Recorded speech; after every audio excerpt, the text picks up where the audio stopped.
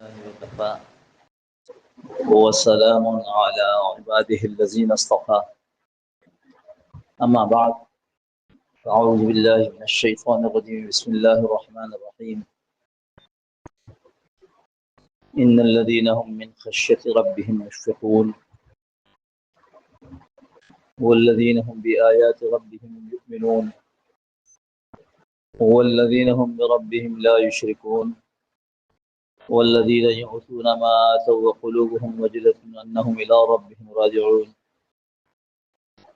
أولئك يسارعون في الخيرات وهم لها سابقون صدق الله مولانا العظيم وصدق رسوله النبي الكريم ونحن على ذلك لمن الشاهدين والشاكرين والحمد لله رب العالمين اللهم صل على سيدنا مولانا محمد النبي الأمي وعلى آله وسلم تسليما كثيرا كثيرا اللهم رب الحل والحرام ورب البيت الحرام ورب الركن والمقام أبلغ بروح سيدنا مولانا محمد من السلام.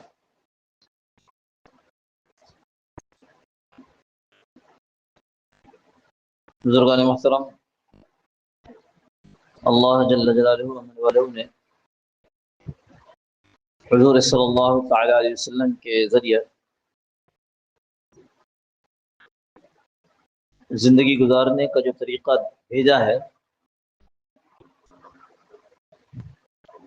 اس میں چیزیں بہت واضح ہیں. ہم مسلمانوں کی بدقسمتی، بدنصیبی، بے عملی، بے فکری کہ ہم ان واضح معلومات کو حاصل کرنے کی کوشش نہیں کرتے، اور اگر کسی خوش نصیب کو یہ مل جائے تو پھر وہ عمل نہیں کرتا، اور اگر عمل کر لے تو بے پرواہ رہتا ہے کہ ہم نے تو عمل کر لیا.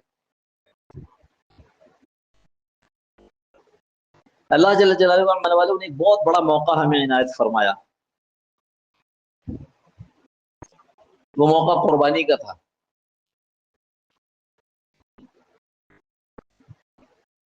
جن لوگوں کو اللہ نے وسعت عطا فرمائی ہے، کم یا زیادہ، شاید ہی کوئی بیچارہ ہوگا جس نے قربانی نہ کی ہو.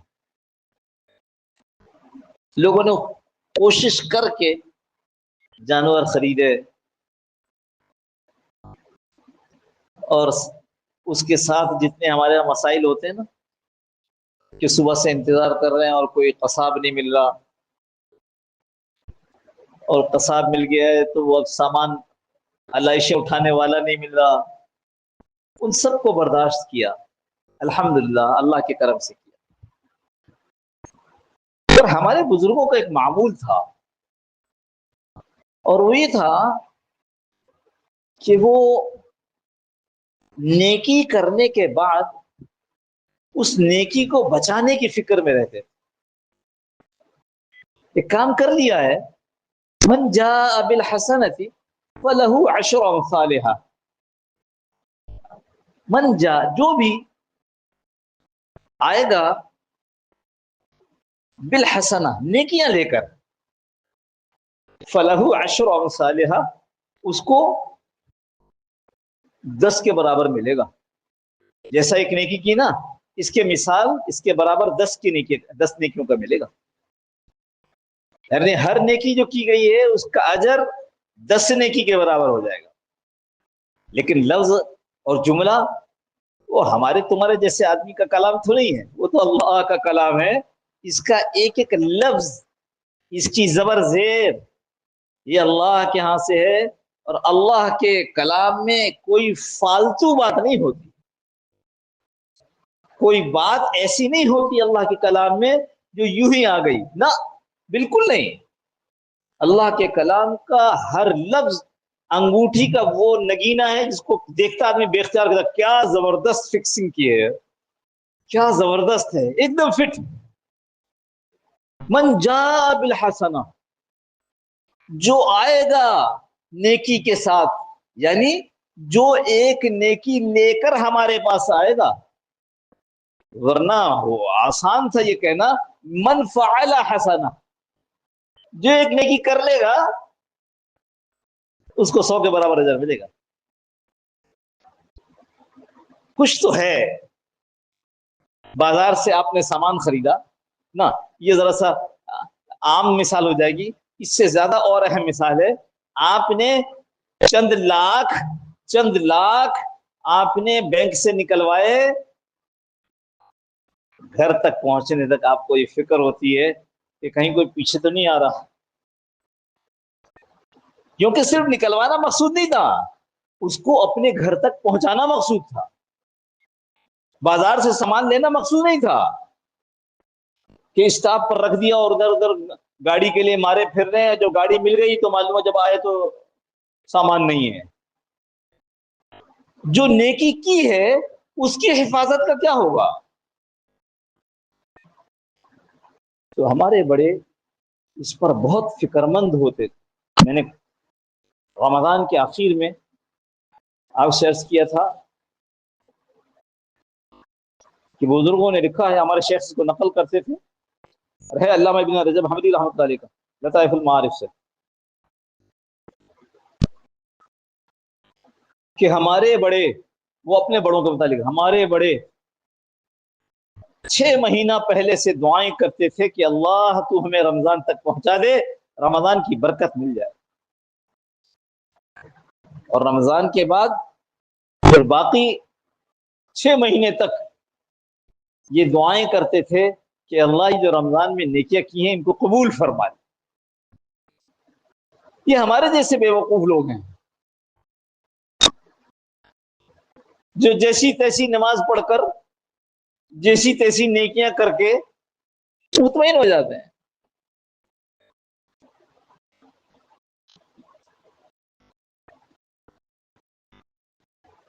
حضرت حسن بصری رحمۃ اللہ فرماتے ہیں یہ ایسے یہ جو بزرگوں کے متعلق لکھا کہ یہ وہ لوگ تھے نیک لوگ جو نیکیاں کر کے امید اور خوف کے درمیان رہتے تھے.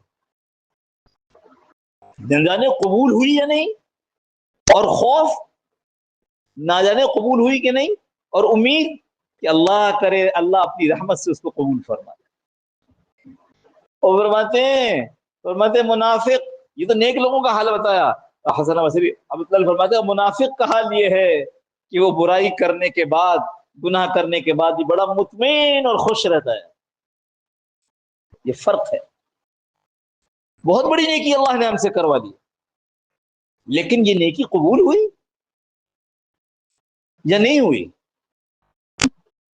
اس کی فکر ہے, یا یہ فکر کہ کر لی, پیمنٹس ہو گئیں, ہاں گوشت بٹ گیا اور نئی خوب اچھی اچھی ڈشیں بن گئیں, ختم. نہ بھائی عمل, یہ ہم نے کوئی اللہ معاف فرمائے جیسے ہمارے یہاں ہوتا ہے سالگرہ مناتے ہیں, غیر شرعی ایک رواج ہے, ہاں تو اس کا انتظام کرتے ہیں اور پھر کیک کٹتا ہے اور کیک بٹتا ہے اور لوگ چلے جاتے ہیں, چل سب ختم ہو گیا. نہ یہ معاملہ نہیں ہے, یہ معاملہ تو آگے کا ہے. یہاں بھی معاملہ ختم نہیں ہوا کہ ہم نے ذبح کیا اور علائشیں صاف ہو گئی, گھر صاف ہو گئے, کھانا کھا لیا, سب پیٹ بھر گیا. نا حضور صلی اللہ, میں نے جو کام کیا تلاوت کی ہے تو اس میں تفصیلی بات ہے, لیکن شاید ہمیشہ کی طرح ہمیں بہت ساری باتیں چھوڑنی پڑے, یا ہو سکتا ہے ہم آگے جمعہ میں اس کو بیان کر لیں. اس میں مومن کی چند صفات بیان کی گئی, جس میں ایک صفت یہ ہے والذین یؤتون ما آتوا وقلوبهم وجلۃ انہم الی ربہم راجعون. وہ لوگ ہیں یؤتون ما آتوا, جو کچھ دیتے ہیں وہ دے دیا, جو کچھ انہیں دینا تھا دے دیا. وجلت قلوبہم, اور اس کے بعد ڈرتے بھی رہتے, انہم الی ربہم راجعون, کہ ہمیں تو اللہ کی طرف لوٹ کر جانا ہے.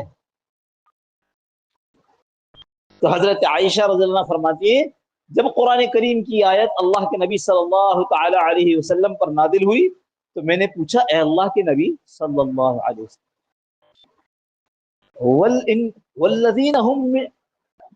والذین آتوا, وہ لوگ جو کہ دیتے, تو یہ کن لوگوں کی بات ہے؟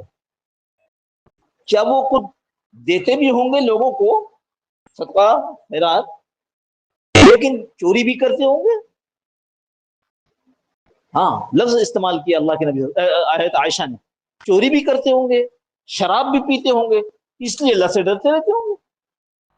حضور صلی اللہ علیہ وسلم نے فرمایا، کئی روایات میں نے دیکھی، ہر روایت کے اندر اے بنت صدیق عائشہ نہیں کہا، اور ایسے ہی جواب نہیں دیا، پوری طرح متوجہ کیا ہے.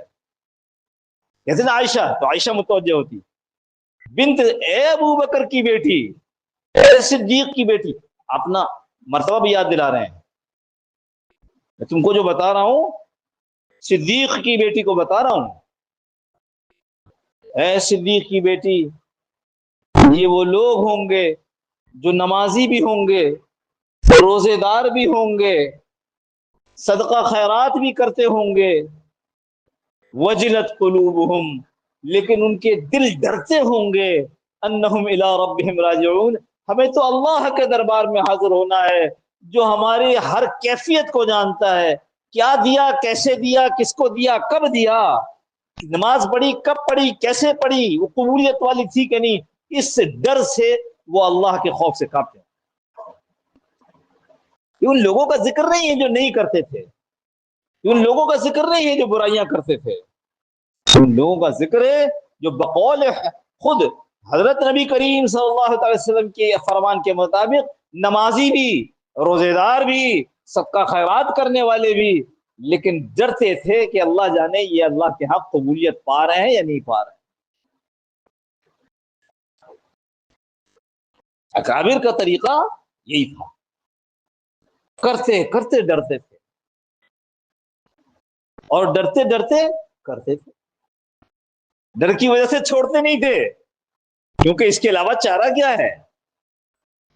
وہ جو آواز آ رہی ہے بزرگوں کو کہ تمہارا اٹھنا قبول نہیں ہے، وہ خادم نے کہا کئی دن، کئی مہینے یا کتنا وقت ہو گیا ہے آپ تہجد کے لیے اٹھتے ہیں، میں پانی آپ کے لیے رکھتا ہوں، آواز آتی ہے آپ بھی سنتے ہیں؟ کہاں میں بھی سنتا ہوں. تو پھر اس تہجد کے لیے اٹھنے کا کیا فائدہ ہے؟ آواز تو یہ آ رہی ہے کہ آپ کی تہجد قبول نہیں ہے. کہنے لگے یہ بتا، اگر یہ قبول نہیں ہے تو کیا اس کے علاوہ بھی کوئی در ہے؟ اس کے علاوہ بھی کوئی دروازہ ہے جس کی عبادت میں کروں، جس کے پیچھے میں جاؤں، جس سے میں مانگوں، جس کی طرف میں توجہ کروں؟ لہذا یہ جو جملہ، یہ اس لیے یہ واقعہ اس لیے ذہن میں آ گیا، وہ جو لفظ نکل گیا مجھے کرتے کرتے ڈرنا ہے اور ڈرتے ڈرتے کرنا ہے، چھوڑنا نہیں ہے. لیکن جو کیا ہے اس پہ اکڑنا نہیں ہے. جو بڑوں کی بات ہے اس میں سب سے پہلی یہ ہے کہ نیکی کر کے اور پھر اس کی عدم قبولیت، ذرا اردو کا مشکل لفظ ہے، عدم قبولیت یعنی قبول نہ ہونا، یعنی رد کر دیا جانا. قبول کا الٹا کیا ہے؟ رد. قبول کیا ہے؟ ایکسپٹ، اور رد کیا ہے؟ اب بعض اوقات انگریزی سمجھ میں آتی ہے، ریجیکٹ. اس بات سے کہ میں نے یہ تو وہ تو بھرا تھا فارم امریکہ کے گرین کارڈ کا، ریجیکٹ نہ ہو جائے، اور کیا کریں، کسی کنسلٹنٹ کو ہائر کرو اور پوچھو اس سے کیسے بھرنا ہے. یہاں قربانی کر لو، ہو جاتی ہے، اللہ اللہ بڑا مہربان ہے، ہو جاتی ہے.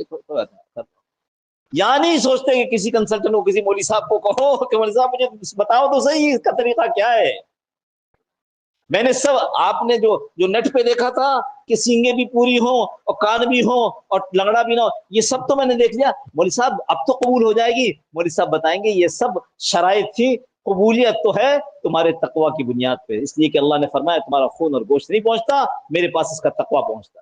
تو سینگیں بھی دیکھ لیا اور ٹانگیں بھی دیکھ لی اور کان بھی دیکھ لیے، اور تقوی اس کا تعلق جانور سے نہیں، اس کا تعلق ہماری اپنی ذات سے. قبولیت کا خوف.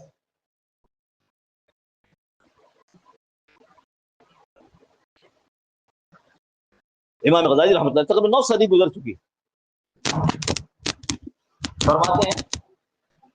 فرماتے ہیں امام غزالی کہ ہم نے وہ لوگ دیکھے ہیں، یہ نہیں کہا کہ ہم ایسے ہیں، اب پرانے لوگوں کا تذکرہ، ہم نے وہ لوگ دیکھے ہیں جو نیکیاں کرتے رہتے تھے اور ڈرتے رہتے تھے، اور تم لوگوں کا حال یہ دیکھتے ہیں کہ تم برائیاں کرتے رہتے ہو اور بے خوف اور خطر پھرتے رہتے ہو. خوش و خرم لفظ ہے، مطمئن اور خوش رہتے ہو، یہ لفظ لکھے ہیں۔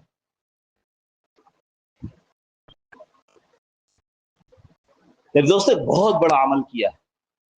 ہاں اب آگے بڑھوں، اس لیے کہ ٹائم کم ہے۔ دوسری بات جو فرماتے ہیں وہ یہ کہ اس نیکی کے بعد اپنے آپ کو کچھ سمجھنے نہیں لگتے، خود پسندی اور رجوع نہیں کرتے۔ میں نے بتایا ترجمہ، تکبر اور عجب کا فرق ہے۔ تکبر یہ ہے کہ میں تو بہت بڑا آدمی ہوں، ارے میں تو بہت نیک آدمی ہوں، ارے میری تو کیا پوچھتے ہو، یہ تو سب حقیر ہیں، یہ سب ان کو کچھ نہیں آتا، بے دین ہیں، کمزور ہیں، مال بھی نہیں ہے۔ ایک ہے تکبر، میں بہت بڑا ہوں اور یہ لوگ جو ہیں یہ کچھ نہیں ہے میرے علاوہ۔ تو عجب کیا ہے، یہ سب بڑے ہیں، سب اچھے ہیں، سب نیک ہیں، میں بھی تو اچھا ہوں، میں بھی تو نیک ہوں، یہ عجب ہے۔ اور جس آدمی میں عجب آ جائے اللہ کی نگاہ میں وہ آسمان سے زمین پر گر جاتا ہے۔ ایک ہے عدم قبولیت کا خوف، دوسرا کیا ہے، خود پسندی سے دوری ہے۔ اللہ یہ جو کچھ کیا ہے، اللہ یہ تو نے کروایا، میرے بس میں نہیں تھا۔ یہ جو اتنا بڑا جانور مل گیا یہ میرے بس میں نہیں تھا۔ میں نے تو جانے کتنے لوگ دیکھے اور سنے ہیں کہ صبح بڑے امیر تھے اور شام کو فٹ پاتھ پر۔ اللہ تیری دین ہے کہ تو نے مجھے اتنا کچھ دیا۔ اور اللہ کتنے ایسے لوگ دیکھے بڑا مال لیکن ساری زندگی، حج فرض ہے، ساری زندگی حج کرنے کی توفیق نصیب نہیں ہوئی۔ اور اللہ کتنے لوگ ایسے ہوئے ہوں گے جنہوں نے جانور خریدا اور وہ دکھاوے میں اور ریا میں آ گئے۔ اللہ تیری مہربانی، تو نے حفاظت کر، خود پسندی نہیں۔ اور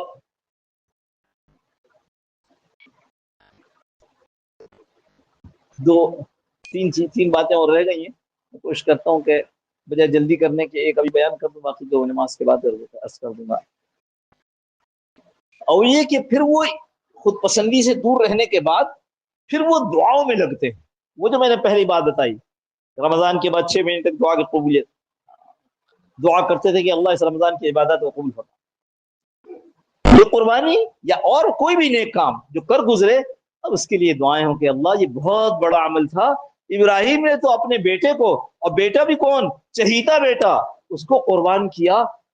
ان کے دل پر کیا اثر ہوا ہوگا جب وہ چھری چلا رہے ہوں گے، اے اللہ میری طبیعت میں تو اب تک وہ کیفیت پیدا نہیں ہوئی۔ خوب دعا کرنا کہ اللہ جس کیفیت کے ساتھ جس کو تو نے کہا کہ قبول ہم اس کیفیت میں کر دیں، اے اللہ وہ کیفیت ہمارے اندر پیدا نہیں ہوئی، آپ ہمارے اوپر مہربانی فرمائیں۔ مسلسل دعا۔ امام صاحب نے ہاتھ اٹھایا اور ہم نے اس پر آمین کہا اور ماشاءاللہ فارغ۔ اب اگلے ہفتے جب جمعہ پڑھیں گے تو امام صاحب کی دعا پر آمین کہیں گے۔ اس کے درمیان اللہ دے رہا ہے، راضی ہے تبھی تو دے رہا ہے۔ کیا پتا کہ اللہ راضی ہو کر دے رہا ہے یا اللہ ایسے دے رہا ہے کہ تمہیں اور ہمیں پھنسانا چاہتا ہے، اس جال میں الجھانا چاہتا ہے کہ یہ میرا نافرمان بندہ میری طرف متوجہ نہیں ہوتا، چلو اب اس کو الجھاؤ۔ اس کو کہتے ہیں استدراج، اللہ کی طرف سے ڈھیل۔ اللہ پاک ہم سب کو سوچ سمجھ فکر نصیب فرما دیں، جو عبادات کی ہیں اللہ ان کی قبولیت فرما دے۔ اور یہ جو دو باتیں رہ گئیں اسی قبولیت کے حوالے سے، اسی عمل کے حوالے سے انشاءاللہ نماز کے بعد کریں گے۔ وآخر دعوانا الحمدللہ رب العالمین۔